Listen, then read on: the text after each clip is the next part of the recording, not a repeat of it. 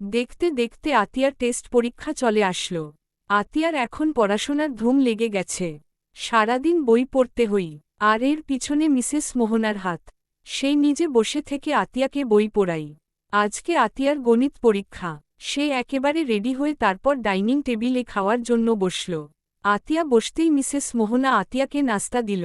Mister নাফিস খাবার খেতে খেতে আতিয়াকে বলল, প্রিপারেশন কেমন দাদুমনি? আতিয়া ওইভাবে জবাব দিল, আলহামদুলিল্লাহ দাদাজান, খুব ভালো। মিস্টার নাফিস, আলহামদুলিল্লাহ ভালো করে প্রথমে প্রশ্ন দেখবি, তারপর সেটার উত্তর লিখবি, ঠিক আছে? আতিয়া খেতে খেতে মাথা উপর নিচ করে বলল, আচ্ছা দাদাজান। ওদের খাওয়ার মধ্যেই আবরার হাতা ফোল্ড করতে করতে সিঁড়ি বেয়ে নিচে নেমে আসল। তারপর ডাইনিং টেবিলে গিয়ে বসল।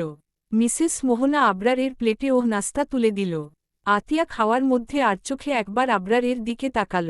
আবরার ফোন স্ক্রুল করছে। আতিয়া মনে মনে মুখ ভাঙছিয়ে বলল, আরে মাফিয়া বেডা, খাওয়ার সময় অন্তত ফোনটা রেখে খা, নয়তো খাবারে পোকামাকড়ের টয়লেট পড়বে, আর সেটাও তুই তরকারি ভেবে খেয়ে ফেলবি। ছে, আমি কি ভাবছি এইসব? যা হই হোক, আমার কি তাতে? আতিয়া আবারও নিজের খাওয়ায় মনোযোগ দিল। সবার খাওয়া শেষ হতেই মিসেস মোহনা আবরারকে বলল, দাদুভাই, আজকে দাদুমনির প্রথম টেস্ট পরীক্ষা, আমি চাই তুই ওকে ড্রপ করে দে। আবরার এখনও ওইভাবে ফোন স্ক্রুল করছে। মিসেস মোহনার কথার জবাব ও আবরার ফোন স্ক্রুল করতে করতে বলল, সরি দাদি, আমি পারবো না, আমার মিটিং আছে দাদা। আছে তো? আবরারের সম্পূর্ণ কথা শেষ হওয়ার আগেই মিস্টার নাফিস বলল, মিটিং আমি সামলে নেব, আমি এক্ষুনি চলে যাচ্ছি, তুই দাদুমনিকে স্কুলে দিয়ে আয় যা। আবরার এইবার ফোন থেকে দৃষ্টি সরিয়ে মিস্টার নাফিসের দিকে তাকালো ভ্রু কুঁচকে। মিস্টার নাফিস মজার সরে বলল, এইভাবে তাকাচ্ছিস কেন?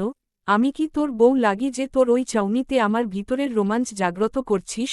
যদি এটা ভেবে থাকিস ভুলে যা, কারণ আমি শুধু তোর দাদির, আর কারণ না, বুঝেছিস? মিস্টার নাফিসের কথা শুনে আবরার ভাবাচাকা খেয়ে গেল। আর এইদিকে আতিয়া খিলখিল করে হেসে উঠল। আর মিসেস মোহনা রাগী চোখে মিস্টার নাফিসের দিকে তাকিয়ে রইল। আতিয়ার হাসি দেখে আবরার বিরক্তিকর কণ্ঠে বলল, এই মেয়ে এইভাবে পেতনিদের মতো হাসা বন্ধ করে, আসো, আমার দেরি হয়ে যাচ্ছে। এই বলে আবরার বাড়ি থেকে বেরিয়ে গেল। আবরারের এমন কথাই আতিয়া বিড়বিড় করে বলল, বেডা নির্জীব মানুষ, তুই আমার হাসি পেতনিদের মতো তাই বললি? আমার হাসি দেখে কত ছেলে ঘায়েল, আর তুই আমার হাসি পেতনিদের মতো বললি? আমি অভিশাপ দিচ্ছি, যে তোর বউ হবে সেই আসলে আস্ত একটা ডাইনি হবে। তার বড় বড় নখ থাকবে যা তোকে খামচিয়ে ধরবে, তারপর শেওড়া গাছে বসে বসে গান গাইবে, ও আমার আবরার বেবি সোনা পাখি ময়না বিয়াদব জামাই, আমি তোমারে অনেক ভালোবাসি, প্লিজ আমাকে ছেড়ে যাবে না। যদিও আমি পেতনি, কিন্তু দেখতে তোমার মনের আয়নার মতো স্বচ্ছ। ওহহ গো আমার পোড়ানের আবরার। এইগুলো বিড়বিড় করে বলে আতিয়া এইবার আমিন বলল। আমিনটা একটু জোরে বলাই মিসেস মোহনা ও শুনে ফেলল, তাই সেও আতিয়ার সাথে আমিন বলে উঠল। আতিয়া এইবার মিসেস মোহনা আর মিস্টার নাফিস থেকে বিদায় নিয়ে বাড়ি থেকে বেরিয়ে গেল।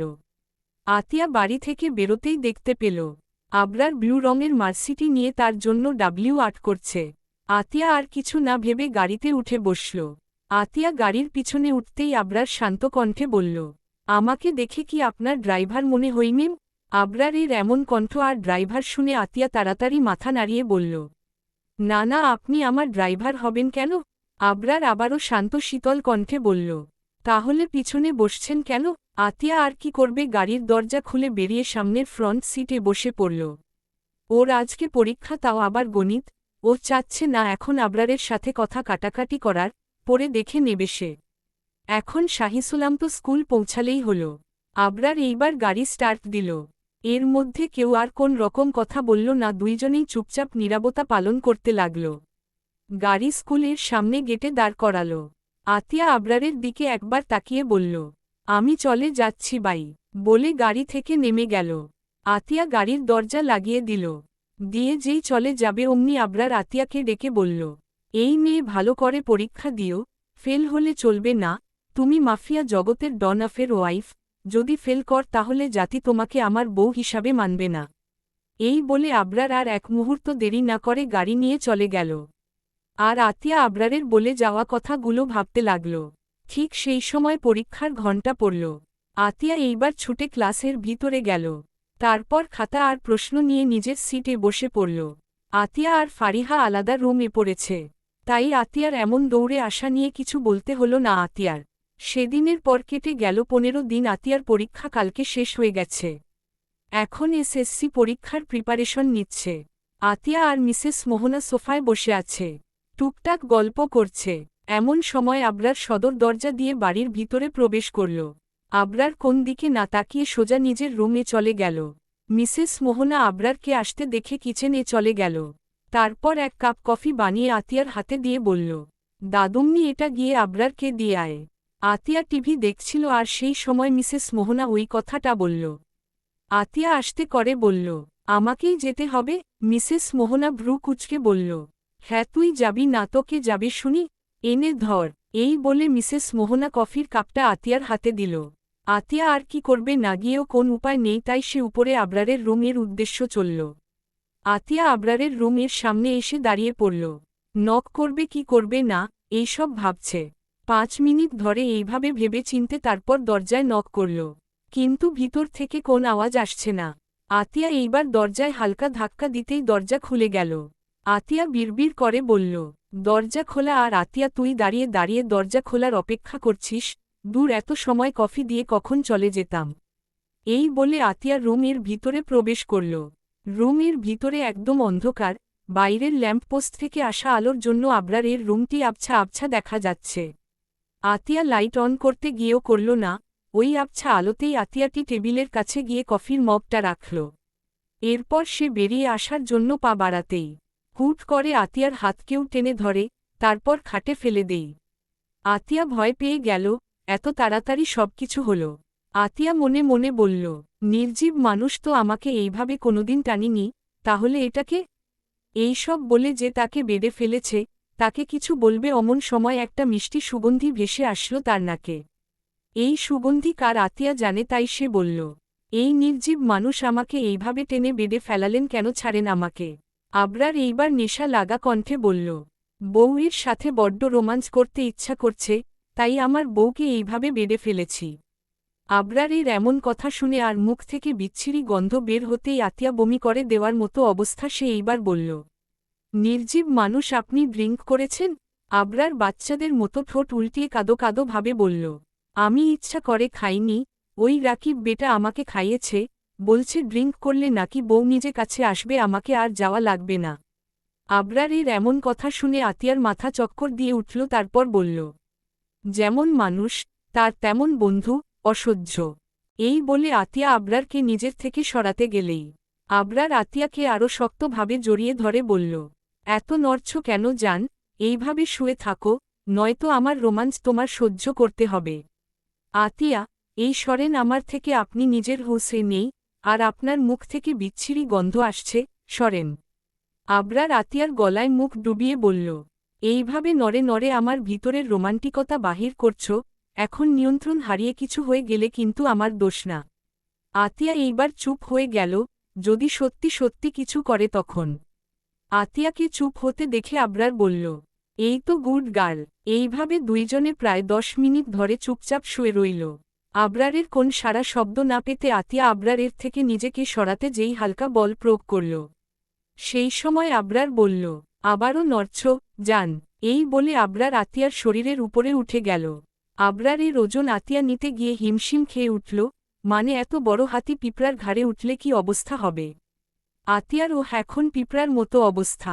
আবরার ঘোর লাগা কণ্ঠে বলল, রোমাঞ্চের সব কয়টা অক্ষর হাজির হয়ে গেছে, এখন শুধু অক্ষর কয়টা ব্যবহার করতে হবে। আবরারের কথা শুনে আতিয়া বলল, আপনার নেশা হয়ে গেছে, প্লিজ ছাড়ুন আমাকে। আবরার আতিয়ার কথায় কোন পাত্তা না দিয়ে নিজের মুখ আতিয়ার দিকে এগিয়ে আনল। আতিয়া তো আবরারকে মানা করতেই আছে, কিন্তু কোন কাজ হচ্ছে না তাতে।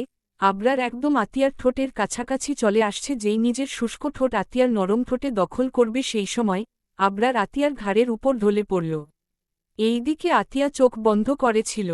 আবরারকে নিজের ঘাড়ে পড়তে দেখে চোখ খুলল, তারপর একটা স্বস্তির নিঃশ্বাস ফেলে বলল, আল্লাহ এইবারের মতো বাঁচিয়ে দিছো, নয়তো নির্জীব মানুষ আমার ঠোঁট দুটো ইন্নালিল্লাহি করে দিত।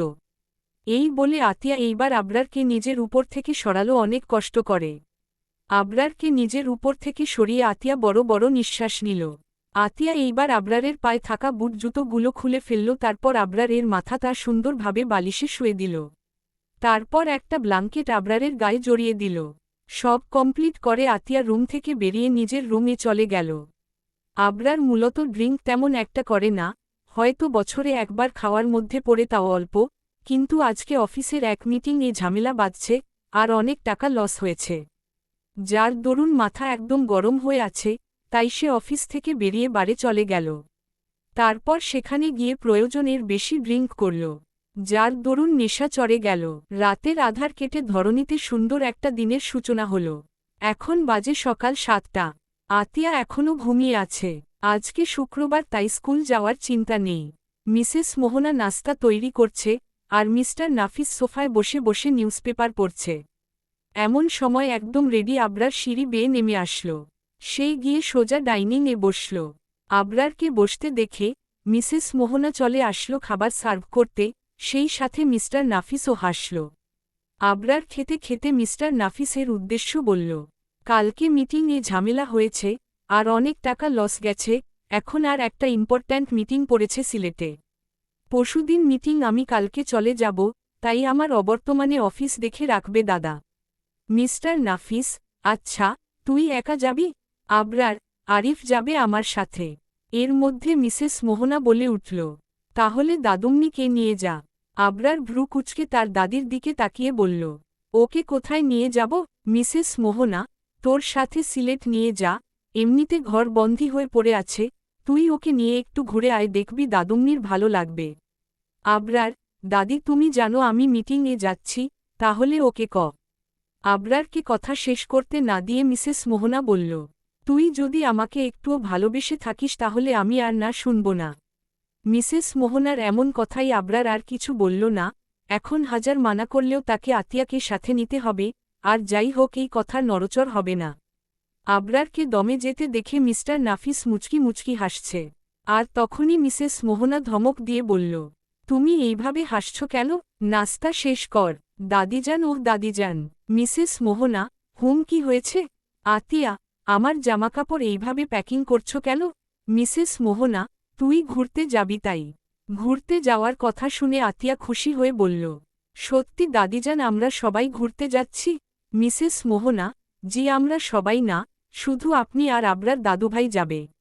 আবরারের নাম শুনতাই আতিয়ার মাত্র খুশি হওয়া মনে দুঃখের বর্ষা নেমে আসল। আতিয়া ওইভাবে বলল, কি বললে দাদিজান তুমি? মিসেস মোহনা আতিয়ার ব্যাগ এখনও প্যাকিং করছে, তাই সেইভাবেই বলল, পরশুদিন মিটিং আছে সিলেটে আবরারের, আর কালকে যাবে, তাই আমি চাই সাথে করে তুইও যাবি। বুঝেছিস? আতিয়া মুক্তা বাংলার পাঁচের মতো করে বলল, আচ্ছা।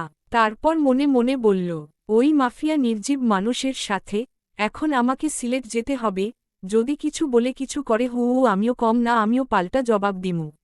আবরার, আমার লেট হচ্ছে দাদি, তাড়াতাড়ি আসতে বলো। মিসেস মোহনা এইবার আতিয়াকে নিয়ে সিঁড়ি বেয়ে নিচে নামছে। আতিয়ার হাতে থাকা চুরির আওয়াজ শুনে আবরার সিঁড়ির দিকে তাকাল। আবরার সিঁড়ির দিকে তাকাতেই ওর দৃষ্টি সেখানে আটকে গেল।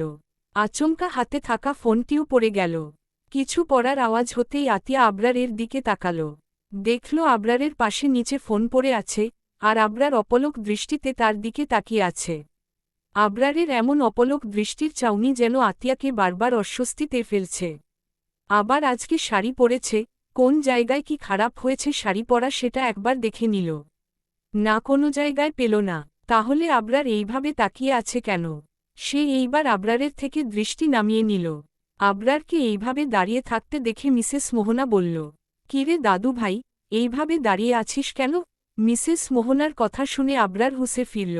তারপর নিজের মাথার পিছনে হাত দিয়ে হালকা চুলকে নিল, যেন সে তার দৃষ্টি লুকাচ্ছে। এর মধ্যে মিসেস মোহনা আবরারের ফোনটা নিচ থেকে তুলে আবরারের হাতে দিতে দিতে বলল, দেখ ভালো আছে কিনা। কিভাবে পড়ল ফোন? আবরার ফোনটা হাতে নিয়ে আতিয়ার দিকে তাকিয়ে মুচকি হেসে বলল, আকাশ থেকে আসা নীলপরীকে দেখতে গিয়ে ফোন হাত থেকে পড়ে গেছে দাদি। মিসেস মোহনা ভ্রু কুঁচকে বলল, কোথায় নীলপরী? আবরার হালকা হেসে বলল, আছে হয়তো একজনের মনের ভিতরে, বলে আতিয়ার দিকে তাকাল। আতিয়া তো আবরারকে দেখে একদম টাস্কি খেয়ে যাওয়ার অবস্থা।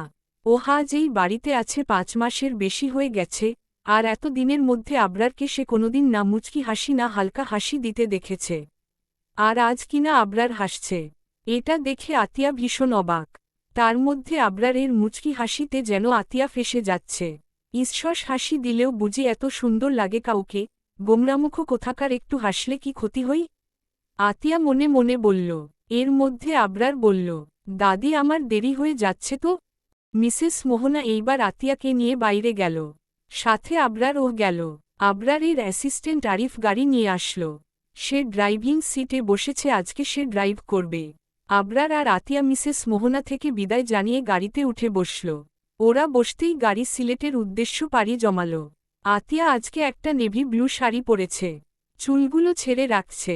সিল্কি চুল, গাড়ির জানলা দিয়ে আসা বাতাসে আতিয়ার সিল্কি চুল উড়ে বেড়াচ্ছে, আর সেই উড়ে যাওয়া চুল সব আবরারের মুখে গিয়ে আছড়ে পড়ছে। আতিয়ার চুল থেকে আসা মিষ্টি গন্ধ আবরারের ভিতরের সত্তা যেন জাগিয়ে তুলছে, নিজেকে কন্ট্রোল করা দায় হয়ে যাচ্ছে। এর মধ্যে আতিয়া নিজের চুল হাত দিয়ে ঠিক করে নিল। আবরার এইবার স্থির হয়ে বসল। কেউ কোন কথা বলছে না, চুপচাপ আছে। কিন্তু আবরার মাঝে মাঝে মুচকি মুচকি হাসছে। এটা আতিয়া কয়েকবার খেয়াল করল। এখন যেন আর না বলে পারল না, তাই বলে ফেলল, এই আপনি এইভাবে হাসছেন কেন? শুধু আগে তো কখনো মুচকি হাসি পর্যন্ত আপনাকে হাসতে দেখিনি। ভূত টুট ভর করল নাকি আপনার ঘাড়ে? আতিয়ার মুখের রিয়েকশন আর এমন কথা শুনে আবরার এইবার হো হো করে হেসে উঠল। আবরারের হাসি শুনে আরিফ গাড়ি থামিয়ে পিছনে ঘুরে আবরারের হাসি দেখতে লাগল। আর আতিয়া তো মুগ্ধ নয়নে আবরারের হাসি দেখতে লাগল। ঈশ্বর, কি সুন্দর হাসি! আজ পর্যন্ত আতিয়া আবরারের দিকে তেমন খেয়াল করেও তাকায়নি, কিন্তু আজকে আবরারের হাসিতে সে আবরারের দিকে ভালোভাবে তাকাল। আবরারের চোখগুলো ছোট ছোট, মুখে চাপ দাড়ি, গায়ের রং ফর্সা, ঠোঁট দুটো আরও বেশি আকর্ষণীয় লাগছে। আবরারের ঠোঁট দুটো সুন্দর চিকন, আর ঠোঁটে মনে হচ্ছে লিপস্টিক দেওয়া, লাল টুকটুক করছে। ঠোঁটের ভিতরে একটা তিল, যার দরুন আবরারের এই ঠোঁট দুটো বেশি আকর্ষণীয় লাগছে। আবরারের চুলগুলো লম্বা তেমন একটা না, হালকা মাঝামাঝি সাইজের। আবরারকে দেখতে দেখতে আতিয়া মনে মনে বলল, মাশাআল্লাহ, মাফিয়া নির্জীব মানুষ, দেখতে অতটাও খারাপ না, হাসবেন্ড হিসাবে ঠিকই আছে। এর মধ্যে আরিফ আর আতিয়াকে নিজের দিকে তাকাতে দেখে আবরার নিজের হাসি বন্ধ করল। তারপর গম্ভীর কণ্ঠে আরিফের দিকে তাকিয়ে বলল, কি হলো, গাড়ি না চালিয়ে আমার দিকে কি দেখেছিস? আরিফ ওইভাবে বলল, আজ 2 বছর আপনার সাথে আছি ভাই, কিন্তু আপনাকে এইভাবে হাসতে আজ প্রথম দেখলাম, তাই তাকিয়েছিলাম। আবরার, গাড়ি স্টার্ট দে। আরিফ সামনে ঘুরে গাড়ি স্টার্ট দিল। আতিয়া এখনও আবরারের দিকে তাকিয়ে আছে। আবরার এইবার আতিয়ার দিকে ফিরে বলল, এই মেয়ে, তোমাকে বলেছি না আমার দিকে এইভাবে তাকাবে না, আমার মেয়েতে অ্যালার্জি আছে। আবরারের এমন কথা শুনে আতিয়া থতমত খেয়ে গেল। সে তাড়াতাড়ি দৃষ্টি সরিয়ে নিল। তারপর জানলার বাহিরে তাকিয়ে বলল, মেয়েতে অ্যালার্জি? হা বেডা, আস্ত অ্যালার্জির গোডাউন। আতিয়ার বিড়বিড় বলা কথা আবরার শুনতে না পারলে সে বলল, এই মেয়ে কি বললে? আতিয়া ওইভাবে বলল, যা বলি আপনার কি? আবরার, ঘাড় টেরা মেয়ে একটা। আতিয়া এইবার আবরারের দিকে ঘুরে তাকিয়ে বলল, আমকে ঘাড় টেরা বলছেন ভালো কথা, কিন্তু তার আগে একবারও ভাবছেন যে আপনার হাড় তাহলে কত ভালো? আমি জানি স্বামীদের বুকের বাম পাঁজরের হাড় দিয়ে নাকি তাদের স্ত্রীদের তৈরি করা হয়। এখন আপনি আমার স্বামী, তাই আপনার বুকের বাম পাঁজরের হাড় দিয়ে আমাকে তৈরি করা হয়েছে। এখন আমি যদি ঘাড় টেরা হই, তাহলে ভাবেন আপনার হাড়ের কোয়ালিটি কত ভালো। এই বলে আতিয়া আবারও জানালার দিকে তাকাল। আর এইদিকে আতিয়ার কথা শুনে আবরার মনে মনে বলল, এ কি মেয়েরে বাবা, ডাইরেক্ট বলে গেল আমার হাড়ের কোয়ালিটি ভালো না।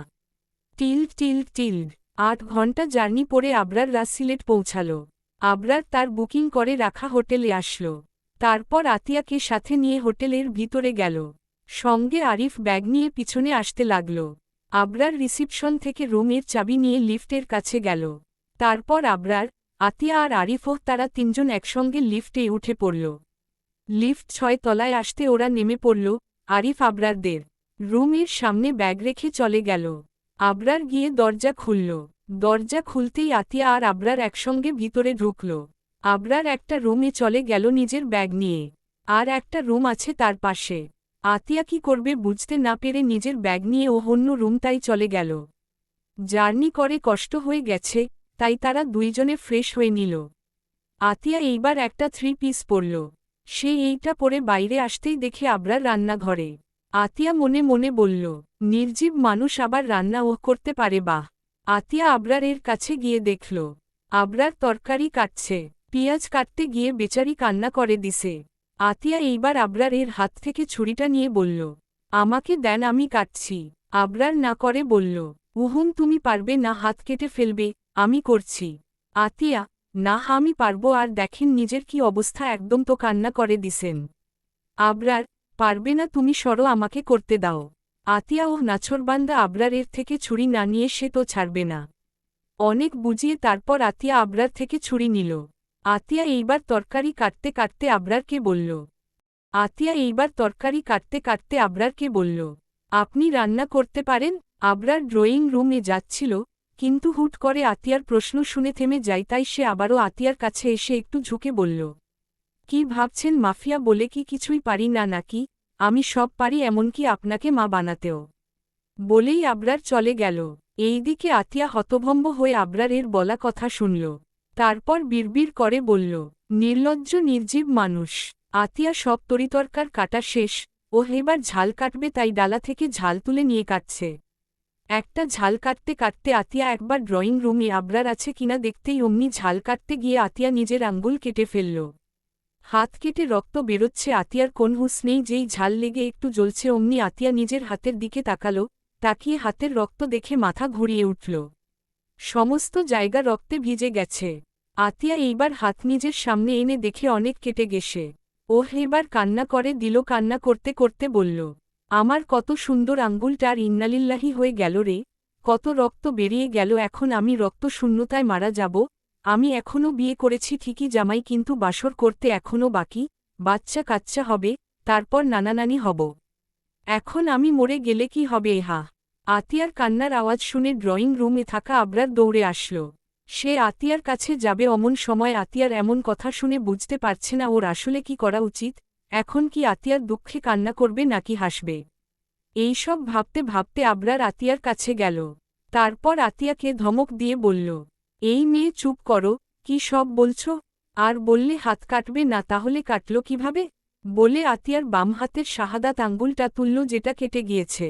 আবরার এর ধমক শুনে আতিয়া নিজের ডান হাতের আঙ্গুল মুখে দিল, মানে সে একদম স্টপ। আতিয়ার এমন ফেস দেখে আবরারের খুব হাসি লাগছে, তবুও সে কিছু না বলে আতিয়ার হাতের রক্ত টিস্যু দিয়ে পরিষ্কার করতে লাগল।